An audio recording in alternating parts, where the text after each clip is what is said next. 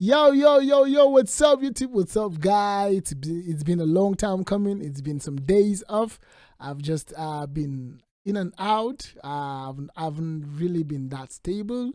Uh, just to break the news, my wife gave birth to a bouncing baby girl. So it's been all the hustle and tussle. It's been all the ups and downs. I haven't had time to actually drop some tutorials, but I'm back fully now, and I don't think anything is going to stop me from dropping tutorials for y'all. So today I'm going to be dropping a tutorial for a beat, for a mix I actually did. I will just show you how I actually mixed a female vocal.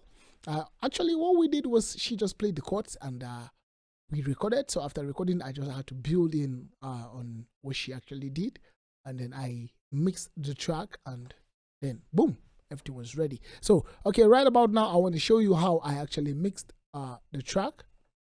So this is the full track. Let me play it. Sorry, you just want to judge me.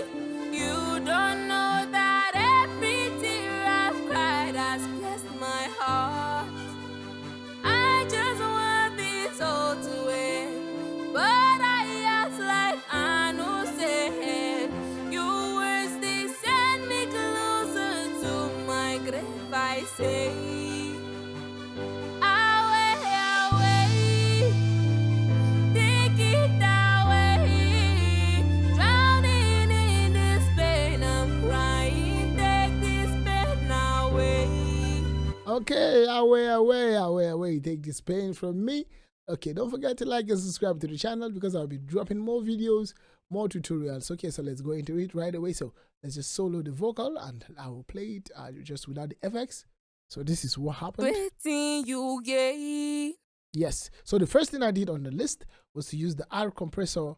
Let's say I just use something around 2.00 or 2.5, whatever it is. That's the ratio. And for my threshold, I use negative 27.3 just to compress much of the vocal and give me that presence in the vocal and that strength. So the next thing I did was actually this is my attack. As you can see, I had a faster attack and a slower release, and then my gain, I just left it. The gain is much of the volume, so you don't really need to bother about this. You could actually twist this knob to anyhow you want it. So the next thing I did was to actually use boom, the auto-tune artist, and what I did was just to have the return speed to around 9 because her voice, I don't want it to sound that much, to have that much auto-tune, that too much auto-tune. So I use the flex tune to around 19% just to have the robotic or the more of that auto-tune to reduce it and give it that much natural feel, while the reduce speed works on the pitch.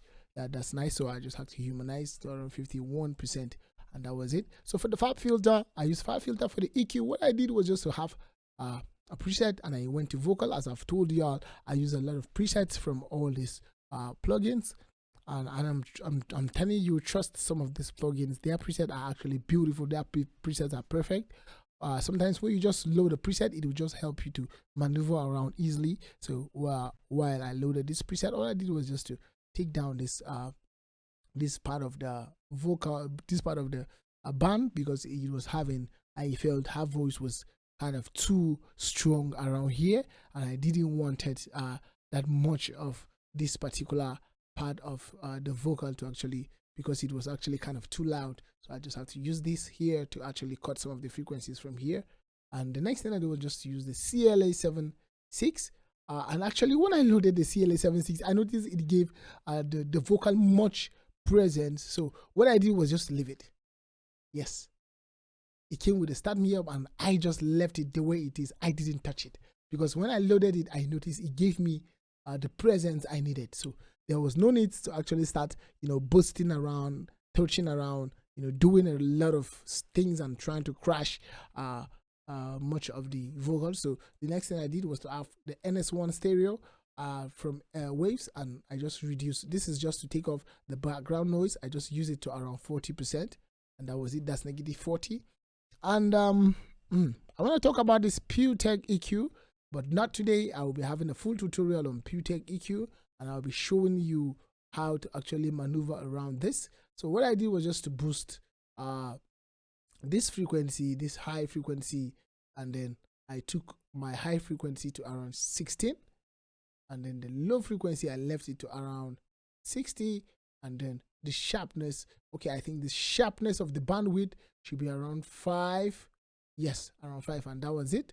So that's all for the Pewter EQ. And then I use a DSR to actually cut through those harsh high frequencies I was having, because you know she's actually female and she has those yeah. So I just had to use this minus 30.9. I just reduce the harshness of the frequencies.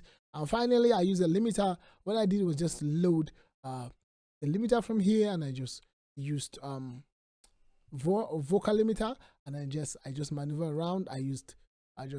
The threshold was around negative 0.71, and then the ceiling 2 was around negative 7.2.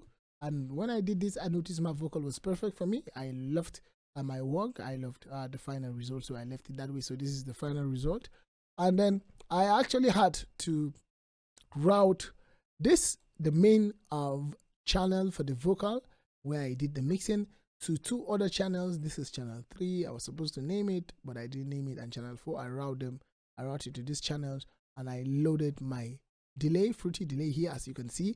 All I did when I loaded the Fruity delay was just to shift my time to around 4.00, and it will just, once your FL Studio is on the tempo of the instrumental, and you shift your time to 4.00, it will automatically take your delay to work on the tempo perfectly.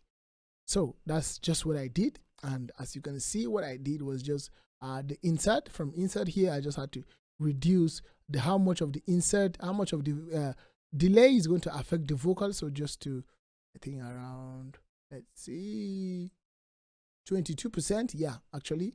So the reason why I don't want to load my delay, I can see a lot of people loading delay directly on the mixing channel or the mixing bus. But what I did was just to have this like this, to route it here, so that the delay I will actually have a lot of work. I will actually have a lot of control on the delay.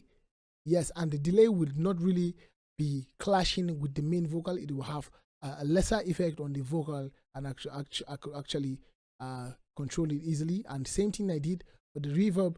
Just that for the reverb, as you can see, I have much of the reverb, to around 44% of the reverb on the track. So for the reverb, I use Valhalla plate. I just use a preset. As I said, presets are very nice. You just learn to use them. I used the LG plate A, and done. I was done.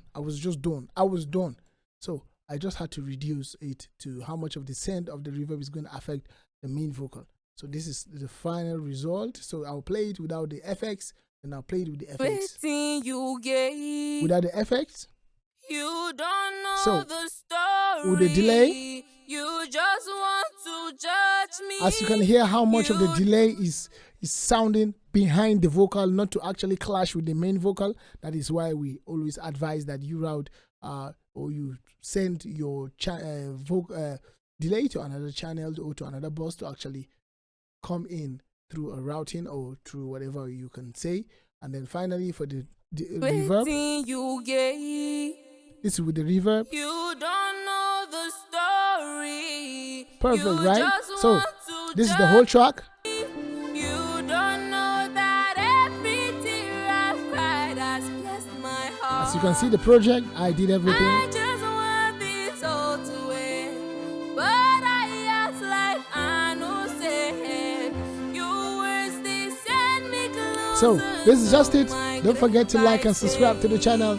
More tutorials, and I'll be dropping the link in the comment section. Thank you.